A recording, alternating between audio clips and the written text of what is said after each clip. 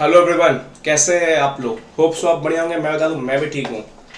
Sir बहुत सारे message आए, बहुत सारे मैंने रिक्वेस्ट देखे कि सर ऑडिट में कोई चैप्टर छोड़ दूँ, ये चैप्टर नहीं हो रहा, ऑडिट सिलेबस बहुत बड़ा है, कैसे करेंगे, क्या करेंगे, एसेज है, पीई है, कंपनी ऑडिट है, इतने सारे चैप्टर्स है। सर सच बताओ, चैप्टर्स बहुत है। आईसीआई में बस मजाक मजाक में यहाँ पे 18 चैप्टर्स लिख रखा है प्रोफेशनल एथिक्स तक, बट हर चैप्टर में सब चैप्टर्स है। जैसे ड्यू डिलीजेंस चैप्टर आप खुद देख लो, ड्यू डिलीजेंस जैसा चैप्टर 16 नंबर डाल के आईसीआई ने लिख दिया, ठीक है। इसके अंदर ड्यू डिलीजेंस भी है, इन्वेस्टिगेशन भी है, फॉरेंसिक ऑडिट भी है। अब सोचो, एक ही चैप्टर के अंदर तीन तीन सब टॉपिक्स है। चैप्टर 16 तो लिख दिया, उसके अंदर तीन तीन सब टॉपिक्स है। सर यहाँ पे audit committee and corporate governance अलग ही समंदर है ये चैप्टर, ठीक है। सर और भी बहुत सारे चैप्टर्स है, जस्ट लाइक आप देखोगे, एक सेकेंड, पीयर रिव्यू करके चैप्टर है, ठीक है, peer review and quality review. तो बस एक नाम दे दिया 17, उसके अंदर दो दो नाम, तीन तीन नाम है यार। कहने को या 18 नहीं, कहने को टोटल 22-23 चैप्टर्स है यहाँ पे। तो सर हर चैप्टर्स को हमें फोकस करना पड़ेगा। देखो, एक चीज मैं आपको बताता हूँ, अभी जो केस सिनेरियोस का पैटर्न आया है ना, अगर आप कोई चैप्टर छोड़ के जाते हो ना, क्या पता किस दिन आपकी किस्मत खराब हो और उस चैप्टर से 8, 9 नंबर, 10 नंबर का केस सिनेरियो बन के आ जाए। जैसे इस बार case scenario audit committee and corporate governance से 8 मार्क्स तक का था। अब देखो, मैं कहने को बोल सकता हूँ कि कोई एबीसी एनालिसिस कर ले, ये है, ए बी है, ये सी है, तो उसको ना सी वाले को छोड़ दो या बी वाले छोड़ दो, ए कर लो। भाई ए डिस्क्रिप्टिव में तो काम आ जाएगा, हाँ डिस्क्रिप्टिव में एबीसी एनालिसिस चल जाएगा, बट क्या पता किस दिन आपकी किस्मत खराब होगी और आपको बैंक ऑडिट टाइप का क्वेश्चन आपको केस सिनेरियो में दिख सकता है। जैसे इस बार एग्जाम में दिखा था, ऑडिट कमेटी जैसा क्वेश्चन आपको केस सिनेरियोज में दिख सकता है। तो मैं यही बोलूंगा, एबीसी एनालिसिस को थोड़ा साइड करना, क्योंकि केस सिनेरियोस पेपर देखो, एसएफएम के लिए एबीसी एनालिसिस करो पता नहीं मेरे को, एफआर कर सकते हो, वास्ट सिलेबस है।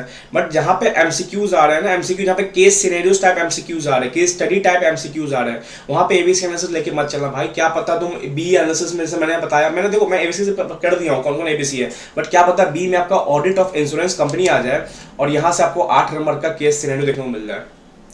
क्या पता दो case scenario, audit of insurance company या ऑडिट ऑफ बैंकिंग कंपनी, दोनों मिला के केस सिनेरियो अच्छा खासा बन के आ जाए, तो कहीं भी रिस्क नहीं ले सकते हो, ठीक है। तो मैं बोलूंगा, बीइंग अ सेफ साइड खेलना, रिस्क लेके मत खेलना, अदरवाइज ये 8-10 नंबर ऑडिट में ना बवाल मचा सकता है आपके पेपर में, ठीक है। ऑडिट पेपर हार्ड आएगा तो बवाल मच सकता है। सर जुलाई के पेपर हार्ड आया था, हाँ जुलाई के पेपर हार्ड आया था। क्यों हार्ड आया था बताता हूँ मैं आपको। सर जुलाई के पेपर इसलिए हार्ड आया था क्योंकि चैप्टर 2 एंड चैप्टर 3 जल्दी लोग पढ़ के जाते नहीं है, और ये सही में पढ़ के जाते भी। मैंने पर्सनली चैप्टर में 2 छोड़ा था क्योंकि जुलाई 21 में इसने जलवा दिखा दिया था। चैप्टर में 2 से अकेले 8 से 10 मार्क्स का क्वेश्चन चैप्टर में 2 से था, और 3 से भी था 6 मार्क्स का। तो इसलिए 20 नंबर का पेपर अगर यहाँ 2 चैप्टर्स आते हैं ना, तो लोगों को हार्ड लगेगा लगेगा। जो मोस्टली 80% स्टूडेंट ये चैप्टर छोड़ के आते हैं क्योंकि कहीं ना कहीं एसएस में कवर होता है। तो अब ये कहते नहीं है, ये सब कुछ सालों में, बहुत सालों में कभी कभी होता है। तो चैप्टर 2 और 3 का जलवा देखने को मिल गया था जुलाई 21 में, इसलिए पेपर हार्ड आया था। इस बार लॉ का पेपर हार्ड आया था, ठीक है। चलो, क्यों हार्ड आया था? इतना भी हार्ड नहीं था, अमेंडमेंट कवर थे लॉ के पेपर में। मैंने थोड़ा अमेंडमेंट छोड़ के गया था, मैं पता नहीं क्या दिमाग में आया, मैं अमेंडमेंट कवर नहीं कर पाया। सेकंड क्या था, पेनल्टीज ये सब ज़्यादा आए थे, 20 नंबर का पेनल्टीज था, 15 से 20 नंबर कहीं ना कहीं पेनल्टी देखने को मिल ही रहा था, ठीक है। तो थोड़ा लॉ का पेपर हार्ड आ सकता है इन द सेंस ऑफ कि आप पेनल्टीज कवर नहीं कर रहे हो। तो कहते नहीं एक्स्ट्रा ऑर्डिनरी पेपर था कि पेनल्टी कौन पूछता है यार 15 नंबर का। हर क्वेश्चन में कहीं ना कहीं पेनल्टी था, रजिस्टर्ड वैल्यू से लेकर मनी लॉन्ड्रिंग तक पेनल्टी था, ठीक है। बट चलेगा, अब पेपर निकल गया, पास करके कोई बात नहीं। चलो अभी यहाँ पे ध्यान देते हैं।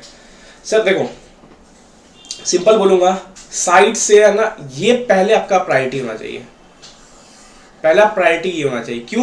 क्योंकि ये आपको ना 37 मार्क्स करके कवर करके देता है। सब मतलब ऐसे आपको एग्जामिनेशन में 18 to 20 मार्क्स से मिलकर लेके लगते हैं। आप मान लो 19 मार्क्स का ऐसे आता है, तो सर ऐसे कैसे करें?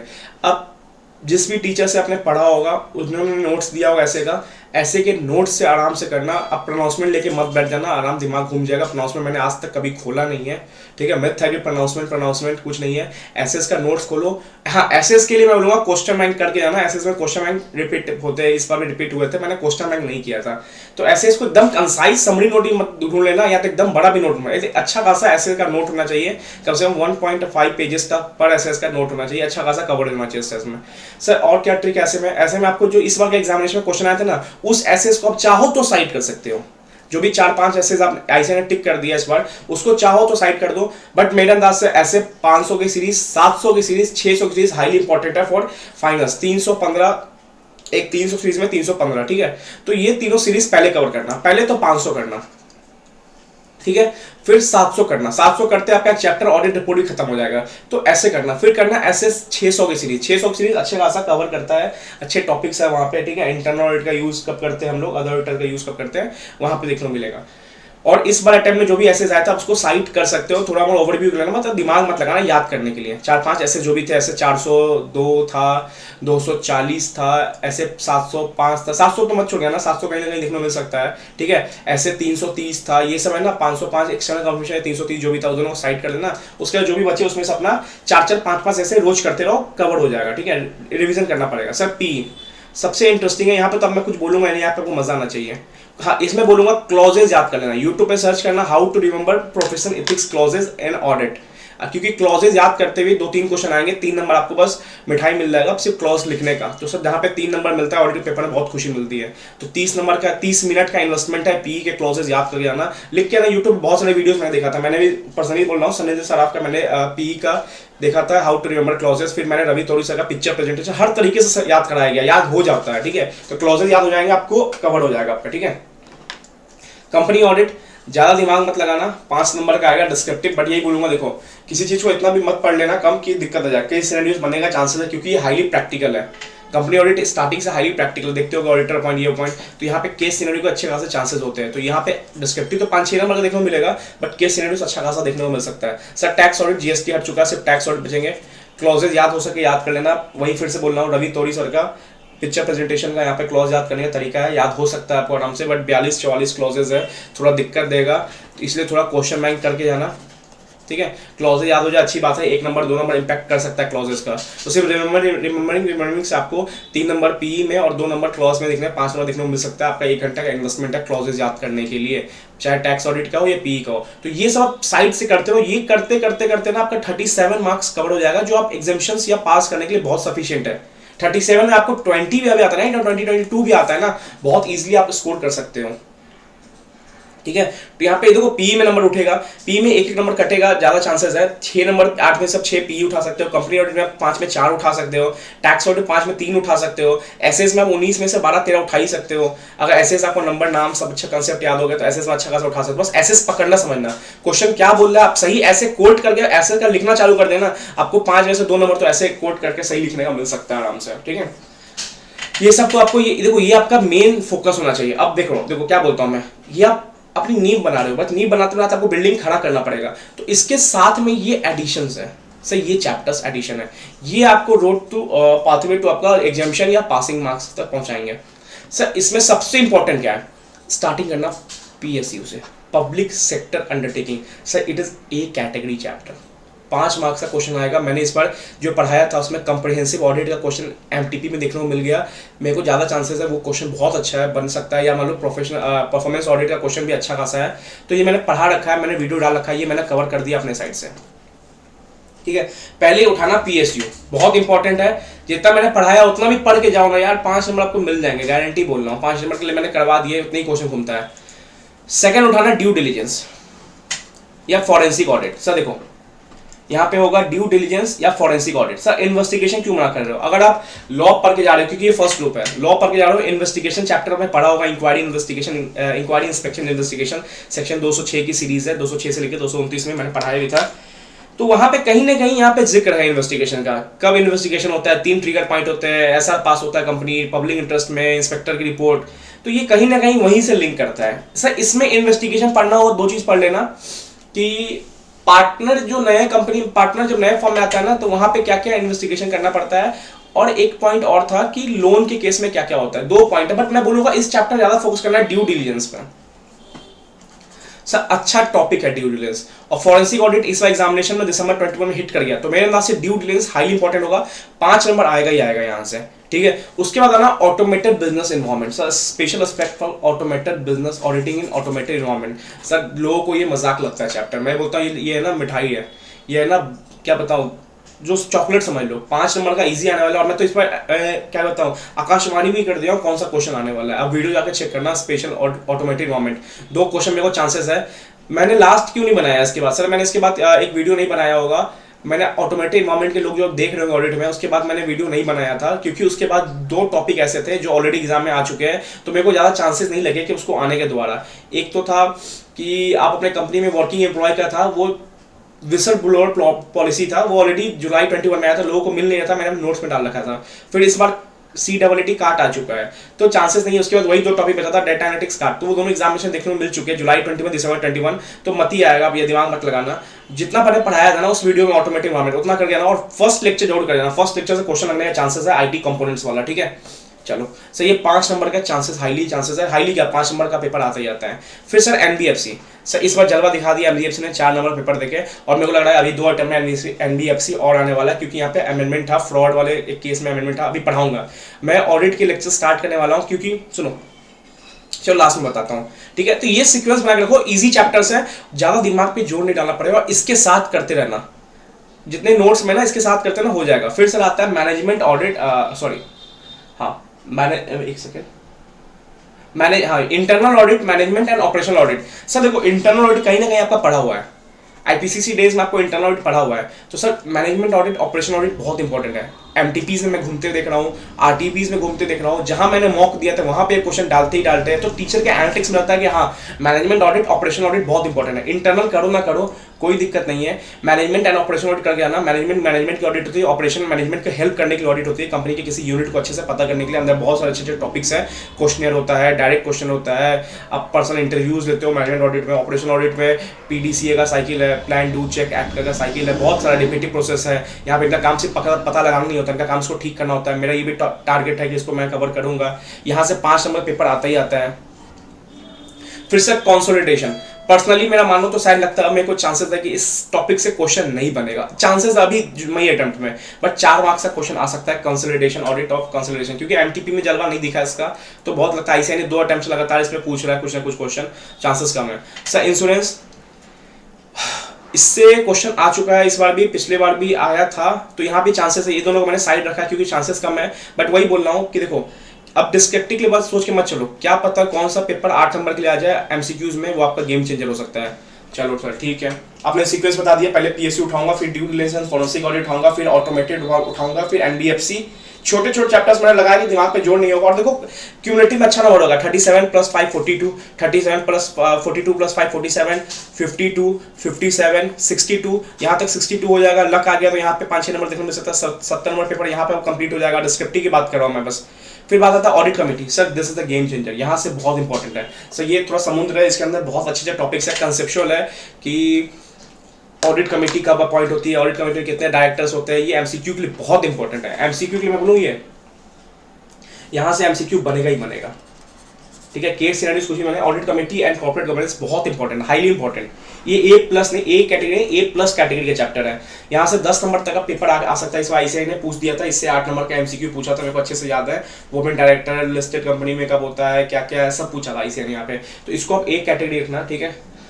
अब आपके पास लास्ट में टाइम बचे ना, तो इस चैप्टर्स पे आना। देखो सर, बैंक ऑडिट का स्टार्टिंग का 2-3 पेज किसी के नोट्स पढ़ोगे ना, वहाँ पे कंसेप्चुअल है कि बैंक ऑडिट में थोड़ा RBI को कब इन्फॉर्मेशन जाता है, फ्राइडे को नहीं जाता है, बंद जाता है, ये वो। उसके बाद अब आ गया ना वाउचिंग वेरिफिकेशन, इंटरनल कंट्रोल, तो सारे पॉइंट आपको इंटर के देखने मिलेंगे, वाउचिंग वेरिफिकेशन, इंटरनल कंट्रोल। तो इसको मैं बोलूंगा बड़ा चैप्टर है बैंक ऑडिट, इसको लास्ट डेज के रखना कि आपके पास टाइम बचे तो ये उठा लेना। अदरवाइज आप कंसेप्ट वाइज भी स्टार्टिंग है 2-3 पेज का कंसेप्ट पढ़ लेना, 2-3 पेज स्टार्टिंग है कंसेप्ट पढ़ना, आपका क्लियर हो जाएगा बैंक ऑडिट, ठीक है। और लास्ट के जो भी 10-20 पेज होगा ना, किसी के नोट्स पढ़ लो आप, उसमें ना सारे कंसेप्चुअल होता है कि इंटरनल कंट्रोल क्या होता है, वाउचिंग वेरिफिकेशन क्या होता है, इसको आप अपने खुद के अंडरस्टैंडिंग में भी लिख के आ सकते हो। तो मैं बोलूंगा यहाँ पे ज्यादा दिमाग को जोर मत डाला बैंक ऑडिट के लिए, स्टार्टिंग के 2-3 पेज कंसेप्ट पढ़ लेना कि क्या क्या बैंक ऑडिट में क्या क्या प्रोविजंस होते हैं, MCQs के लिए पढ़ लेना, ठीक है, इंपॉर्टेंट है।